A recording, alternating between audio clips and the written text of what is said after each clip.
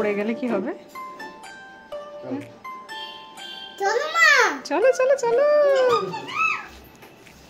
By নিয়েছি তোমাদের জন্য, দাদার জন্য, দিদুনের জন্য, কাকার জন্য। দিদু কিছু হলো? মা রাখি নিয়েছি যে কি রাখি? হাতে রাখি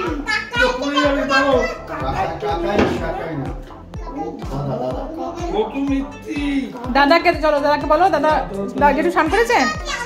জেঠু স্নান করে আমি আমার খেয়ে নেব। দেরি করো না তাহলে ও আবার এটা পুড়িয়ে দাও, পুড়িয়ে দাও, পুড়িয়ে দাও, পুড়িয়ে দাও। ওকেও তো দিতে হবে। এ দাদা খাবে তো। খা খা খা খা। তুমি খাও খাও। হ্যাঁ না না আরে দিদুকে বল। দাঁড়াও দাঁড়াও, আগে রাখি।